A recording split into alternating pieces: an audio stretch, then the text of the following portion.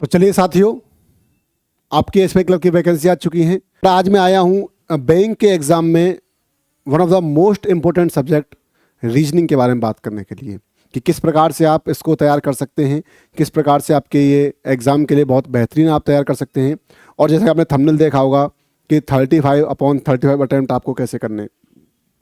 ठीक है भाई, तो यानी पहले आप देख लें बेटा, टोटल जो वैकेंसी है वो कितनी है बेटा। सर टोटल वैकेंसी है 14,191, 14,191 बेटा। बेटा रेगुलर वैकेंसी कितनी है सर 13,753। बेटा बैकलॉग कितनी है सर, बैकलॉग है आपकी 456। इस हिसाब से आपकी वैकेंसीज हैं। इतना डन है भाई। बेटा आप समझें कि इसमें हम करने क्या वाले हैं, किस लिए हम यहाँ पर आज जुड़े हैं, कि हम क्या मैं आपको बताने वाला हूँ वो समझें। बेटा सबसे पहले मैं बात करूं कि जब प्री बेटा आपका क्वालिफाई होगा तो प्री में हमेशा 10 गुना बच्चे लिए जाते हैं। यानी कि यदि आपकी वैकेंसीज लगभग 14,000 में मान लूं तो बेटा आपके जो प्री में होंगे वो 1,40,000 बच्चे लिए जाएंगे। बेटा यहाँ से जो मेंस में जाएंगे, बेटा मेंस में जाएंगे कितने बेटा, सॉरी ये बच्चे जो हैं वो प्री क्वालिफाई करेंगे और प्री अगर ये बच्चे कहाँ जाएंगे, मेंस में जाएंगे भाई। ठीक है, यानी कि प्री में से 10 गुना बच्चे लिए जाते हैं मेंस में, तो यानी कि 1,40,000 बच्चे मेंस देने के लिए बैठेंगे। ठीक है भाई, तो सबसे पहले तो आपको ये देखना है कि आपको बेटा टारगेट बड़ा मत करो, टारगेट छोटे छोटे करो। पहले आपको इस 1,40,000 में आना है भाई। पहले आपने टेस्ट दिया, आपने प्री क्लियर किया और प्री क्लियर करने के बाद आप बेटा सबसे पहले कहाँ आए, 1,40,000 बच्चों में आ गए। ये आपका मेन टारगेट होना चाहिए। फिर यहाँ से आप मेंस के बाद पहुँचोगे 14,000 में, ये आपका टारगेट है सेकेंडरी। पहले टारगेट क्या है कि आप पहले प्री क्वालिफाई करें। और आपको यदि प्री बेटा बहुत अच्छे नंबर से क्वालिफाई करना है तो एक सेक्शन जो आपके लिए बेहद इंपॉर्टेंट है, जहां आप 35/35 कर सकते हो, वो है रीजनिंग। और ऐसा नहीं है कि नहीं कर सकते बेटा, हमने करवाए हैं बच्चों से, हमारे बच्चे लाए हैं 35/35। 34 तो लाइन लगा के हैं, लेकिन कई बच्चे ऐसे हैं जो 35/35 लेकर आए हैं। तो हम ही ने वो नंबर लाए बेटा, हमारे बच्चे हमने पढ़ाए वही नंबर लेकर आए। तो ऐसा नहीं है कि कोई मैं ऐसी बात कह रहा हूँ कि जो नहीं हो पाएगी। बेटा बिल्कुल हो पाएगी, और तुमसे नहीं तो किससे हो पाएगी यार। ये सोचो कि सिर्फ तुमसे ही हो पाएगा, सिर्फ हमसे ही हो पाएगा, ऐसा सोचना है। ठीक है भाई, तो जो थंबनेल्स के झूठ नहीं है बेटा, बिल्कुल आएंगे 35/35 आएंगे, चिंता ना करें आप। ठीक है भाई, अब कैसे आएंगे भाई वो भी समझें कि बेसिकली रीजनिंग इसमें इंपॉर्टेंट भूमिका निभाने कैसे वाला है भाई। जैसे कि रीजनिंग का बेटा मैं बात कर लूं तो जो रीजनिंग है उसके आपके बेटा कितने क्वेश्चन आते हैं सर, 35 क्वेश्चन आते हैं। और बेटा 35 ही नंबर के होते हैं और समय होता है 20 मिनट का। ठीक है भाई, ये 20 मिनट का समय है। यही सेम होता है मैथ के साथ, इंग्लिश में क्या होता है 30 क्वेश्चन और 20 मिनट। ठीक है भाई, तो यानी वो 20 मिनट में 35 क्वेश्चन करने हैं। और बेटा मैं बता रहा हूं कि बच्चे विद इन टाइम 35 क्वेश्चन करते हैं, 35 के 35 सही करते हैं और एक आध मिनट बैठ के आराम से ऐसे बैठ जाते हैं, उंगली चटका देते हैं, आ जाओ चलो मैथ आ रहा होगा, इंग्लिश आ रहा होगा, चटकाते हैं उसको। तो बेटा समझो, यदि पहला आपके लिए रीजनिंग खुल गया, आपने 35 चटका दिए, तो आपको मेरे को थैंक यू तो आप वहीं बोलोगे, लेकिन उससे पहले आप क्या करोगे, वाह मजा आ गया। और आप पॉजिटिव सोच लेकर के मैथ और इंग्लिश करने जाओगे। जब बेटा मैथ और इंग्लिश करने आप जाओगे तो आपके दिमाग में पॉजिटिव सोचोगे कि रीजनिंग तो मैं फोड़ के आया हूँ 35 में से 35। ठीक है, लेकिन ऐसा होगा कब भाई, ऐसा बेटा तब होगा जब आप मेरी एक प्लानिंग के साथ आप जाओगे। प्लानिंग क्या है बेटा कि आपके बेटा 35 क्वेश्चन आते हैं, तो 35 में से बेटा मैं बताऊं आपको तो क्वेश्चन कैसे आते हैं, जैसे पजल है, एक टॉपिक बेटा पजल आता है आपका, बेटा एक टॉपिक आपका सिटिंग। भाई इन दो टॉपिक से आपके लगभग 18 से और 20 क्वेश्चन आते हैं भाई। ठीक है बेटा, बाकी जो सभी टॉपिक है बेटा वो हो गए मिसलेनियस। बेटा यहाँ से कितने आते हैं कि यदि आपकी पजल सिटिंग से 18 आए हैं तो यहाँ से 17 क्वेश्चन आ जाएंगे, यदि आपके 20 आए वहाँ से तो यहाँ से 15 क्वेश्चन आ जाएंगे। इस हिसाब के आपसे आपके क्वेश्चन आते हैं।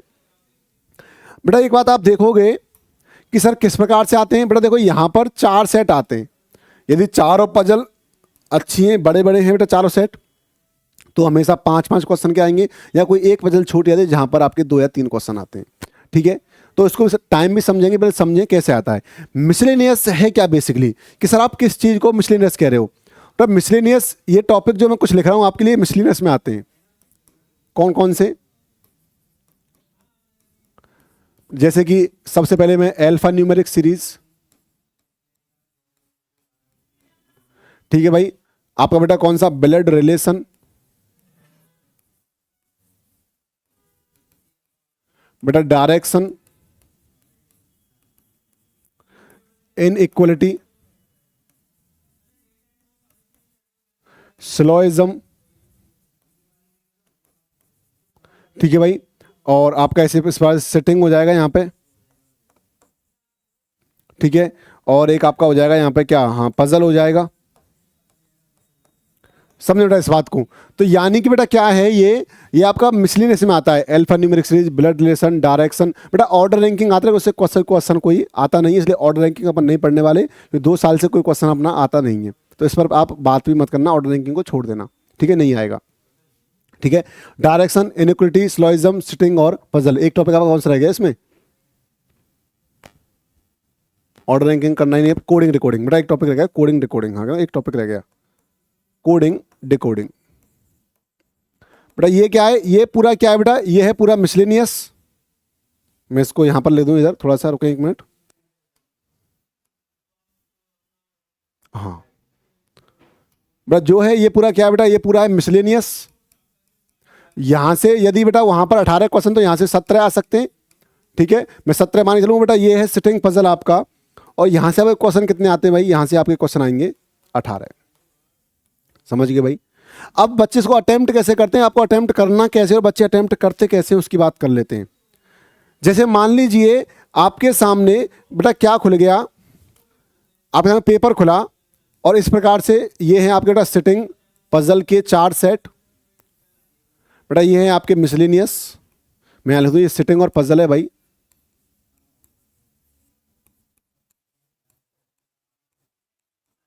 ठीक है भाई। और ये क्या बेटा, ये आपका मिसलेनियस है, समझे बेटा। बेटा ये सिटिंग और पजल है, मिसलेनियस है, तो इसके बीच आप समझें कि यहाँ से आपके कितने क्वेश्चन आए, सर यहाँ से आप मान लो 18 क्वेश्चन आए, बेटा यहाँ से आपके कितने आए, सर यहाँ से आप मान लो आपके 17 क्वेश्चन आए। तो समझे बेटा करने का तरीका क्या होता है, बेटा एक तरीका तो ये है कि आपके सामने जो खुला आपने वहीं से स्टार्ट कर दिया, आप ये भी कर सकते हो, लेकिन बेटा यदि आप ऐसा कर दो, समझो पहला ही पजल थोड़ा सा अटपटा खुल गया और आपको उसमें टाइम लग गया, आपने कर दिया लेकिन टाइम लग गया, तो आप उस नेगेटिविटी को लेकर के आगे जाते हो। तो आपको उस नेगेटिविटी को लेकर के आगे नहीं जाना है बच्चे, आपको पॉजिटिविटी के साथ जाना है। तो आपको 8-10 सेकंड का समय तो लगेगा, लेकिन आप क्वेश्चन को एक बार देख लें कि आपकी जो मिसलेनियस वाला पार्ट है, जो 17 क्वेश्चन है वो कहाँ से शुरू हो रहे हैं। तो बेटा पहले आप इन 17 क्वेश्चन को सॉल्व करें, और इन 17 क्वेश्चन को बेटा सॉल्व करने के लिए जो आपका एकदम एग्जैक्ट टाइम होना चाहिए, वो आपका मैक्सिमम मैक्स टू मैक्स 7 से 8 मिनट। क्या आप इन क्वेश्चंस को मैक्स टू मैक्स 7 से 8 मिनट में सॉल्व कर दो। अब आपके पास बचा 12 मिनट, बेटा क्या बचा आपके पास, अब बचा आपके पास 12 मिनट। बेटा 4 पजल हैं, आपको 12 मिनट मिले, तो आप 3-3 मिनट में एक पजल कर लो। बेटा मैं आपको मैक्सिमम समझ रहा हूँ, क्योंकि कोई पजल तो ऐसी आएगी बेटा जो कि 1 मिनट में ही हो जाएगी, 1.5 मिनट में हो जाएगी, अब वो 3-3 मिनट का समय दिया। अब समझो बेटा ऐसा हुआ, समझ लो कैसा हुआ सर, कि मान लीजिए यहाँ पर क्या हुआ कि यहाँ पर 18 की जगह 20 क्वेश्चन आ गए, और यहाँ पर बेटा 15 जगह 17 जगह 15 क्वेश्चन आ गए बेटा, और इधर और अच्छा है और बेहतर है कि सर क्यों ऐसा, क्यों, क्योंकि आएंगे तो 4 सेट ही बेटा, यदि एक बार सेट बन जाता है आपका तो उसके 5 क्वेश्चन करने में आपको 10 सेकंड लगते हैं। तो यदि यहाँ पर 20 क्वेश्चन आए तो आपके लिए और अच्छा है, क्योंकि यहाँ तो आप यदि 15 आए तो 2 क्वेश्चन छोड़ दो कि उसका टाइम बचेगा, 40 सेकंड 30 सेकंड बचेंगे उसके, आप उसको यूटिलाइज कर सकते हो, ठीक है। तो आपको इस हिसाब से यहाँ पे करना है। और देखो कई बच्चे क्या करते हैं कि कभी कभी यहाँ से टाइम बचा लेते हैं, 1-1 मिनट बच जाता है, 2-2 मिनट। तो रीजनिंग को अटेम्प्ट कैसे करना है बेटा, या तो आप अटेम्प्ट करें जैसे आया वैसे कर लें, पर मैं ये कहूँगा यदि आप अटेम्प्ट ही कर रहे हैं तो आप पहले मिसलेनियस वाले पार्ट को अटेम्प्ट करें, क्योंकि वहाँ से आप 17 क्वेश्चन यदि सही करते हो तो आप एक पॉजिटिव एनर्जी के साथ एक पॉजिटिव अंक अपनी जिम में लेकर के जाते हो। और जब आपके पास पॉजिटिव अंक होंगे, पॉजिटिव आपकी मेमोरी होगी, पॉजिटिव आपका कॉन्फिडेंस होगा, तो आप पेपर को बहुत अच्छा करते हो। तो आप 25/25 अटेम्प्ट करके आते हो, ऐसा नहीं करते बच्चे, करके आते हैं बेटा, समझ गए। तो यानी कि अब आप कहोगे सर ये तो आपने टाइम का बता दिया, अब पेपर के लिए प्रिपेयर कैसे करना है बेटा। देखो ज़्यादा समय नहीं है बेटा, समझे, आपके पास ज़्यादा समय नहीं बचा है, सिंपल सी बात, तो आपको भी पता है मुझे भी पता है कि आपके पास ज़्यादा समय नहीं बचा है। तो अपन क्या करेंगे कि पहले अपन 10 दिन का बताएं। पहले 10 दिन आप क्या करें बेटा, पहले 10 दिन आपको एक तो करना है अपने टॉपिक का रिवीजन। भाई जितने भी आपके टॉपिक हैं उनका बेटा वो क्या करना है, रिवीजन करना है। ठीक है भाई, और प्रत्येक टॉपिक के आपको बेटा क्वेश्चंस की प्रैक्टिस करनी है, टॉपिक वाइज क्या करना है, टॉपिक वाइज प्रैक्टिस करनी है आपको। ठीक है, ये आपको शुरू के 10 दिन मान लीजिए आपने कोई टॉपिक उठा लिया, मान लीजिए हाँ एल्फा उठा लिया, अल्फा न्यूमेरिक सीरीज, तो इसके 100 क्वेश्चन लगा दिए। स्लॉग्स उठा लिया, इसके 100 क्वेश्चन लगा दिए। आपने पजल उठा दिया, इसके 100 क्वेश्चन लगा दिए। तो शुरू के 10 दिन आपको ये काम करना है। ठीक है भाई, अब जो बच्चे सर हम तो बहुत दिन से पढ़ रहे हैं, हमें हाँ रिवीजन नहीं करना, हमें रिवीजन हमारा हो चुका है, अब हम क्या करें, तो बेटा वो केवल ये वाला काम कर लें, वो केवल क्वेश्चंस लगाएं, केवल प्रैक्टिस करें। मैं पहले बात कर रहा हूँ सेक्शनल की, कि आपको हर टॉपिक का पहले मैं चैप्टर वाइज, कि आपको चैप्टर वाइज टॉपिक करना है बेटा।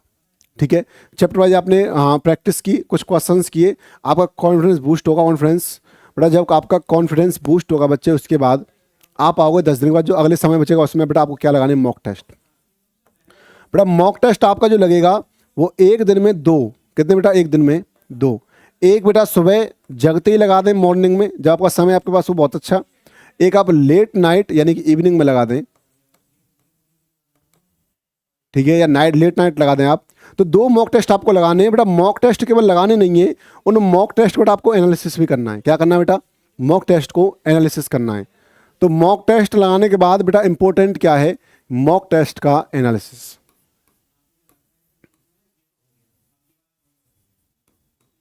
जो कि बहुत जरूरी है कि आप मॉक टेस्ट का क्या करें बेटा, एनालिसिस करें। ठीक है भाई, थोड़ी और बातें समझ लें बेटा, कि जैसे मान लो आपसे कोई भी सिटिंग अरेंजमेंट का सवाल गलत हो गया, या कोई भी आपसे जल्दबाजी में स्लॉग से सवाल गलत हो गया। बेटा याद रखें कि जब आप पेपर देने बैठते हो ना, तो कई क्वेश्चन स्लॉग्स के ऐसे आते हैं, न्यूक्लियोरिटी के या कोडिंग रिकॉर्डिंग के, जो आपको आते हैं लेकिन आप जल्दबाजी में गलत कर देते हो। तो जब आपने मॉक टेस्ट दिया, आपसे मान लो कोई सवाल सिटिंग का या कोई सवाल स्लॉग का गलत हुआ है, तो आप उसको एनालिसिस करोगे कि मैंने कहाँ गलती की, मैंने टाइम ज़्यादा क्यों ले लिया, इतना टाइम लगना नहीं चाहिए था, तो क्या मुझसे गलती हुई बेटा, वो आप एनालिसिस करोगे।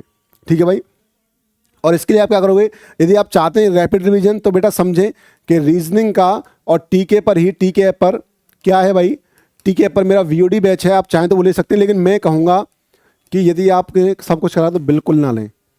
समझे मैं क्या कह रहा हूँ, कि बिल्कुल ना लें। यदि आपको रिवीजन हो चुका है तो आप केवल प्रैक्टिस करें। टीके पर भतेरे sectional topic wise chapter wise इतने मॉक टेस्ट पढ़े हैं कि आप दे भी नहीं पाओगे, तो आप मॉक टेस्ट दें टीके पर, हाँ ऐप पर आकर के। लेकिन आप यदि आप चाहते हैं सर मुझे रीजनिंग का रैपिड रिवीजन करना है, तो रीजनिंग का वीओडी बैच है बेटा बैंकिंग का, और मात्र 199 रुपये में, और टीके पर आपको मिल जाएगा। ठीक है भाई, ये आप कर सकते हो। तो यही प्लानिंग आप रखें, और अगले आप दिन में रखें। और जब फरवरी में आपका पेपर होगा, आप देखोगे आप रीजनिंग में 35/35 जरूर कर पाओगे, अटेम्प्ट भी कर पाओगे, और इतने नंबर आप ला पाओगे, ये मेरी गारंटी है। बेटा हमने नंबर दिलवाए यार, हमें पता है कैसे दिलवाने, हम लेकर आए, हमें पता है कैसे लेकर आए थे और कैसे दिलवाने। बस तो आपको ये करना है, जो मैं कह दूँ उसको फॉलो कर लो, आपका काम हो जाएगा। तो फिलहाल तो बेटा इतना ही बस। पर चूँकि मुझे पता है कि आप ये चाहते हो, नहीं सर ऐसे नहीं सर, कुछ सुना के जाओ, सुना के जाओ। बेटा एक हाँ बहुत अच्छी लाइन मेरे एक बच्चे ने भेजी है मेरे पास, तो समझे, एक बच्चे ने बहुत अच्छी लाइन भेजी है, सुने, कि ए जिंदगी तुझे क्या कहूँ, तूने मेरे साथ क्या किया। ए जिंदगी तुझे क्या कहूँ, तूने मेरे साथ क्या किया। मुझे मंजिलों की खबर तो दी, मगर रास्तों को उलझा दिया। ए जिंदगी तुझे क्या पता, ए जिंदगी तुझे क्या पता, यहाँ किसने किसको गवा दिया। ए जिंदगी तुझसे क्या कहूँ, तूने मेरे साथ क्या क्या किया। चलिए भाई, तो थैंक यू क्लास, आज के लिए इतना ही बेटा। इसको आप फॉलो करें, आपके 35/35 आएंगे, जरूर आएंगे, ये मेरा विश्वास है, और आपका भी ये विश्वास होना चाहिए। And thank you.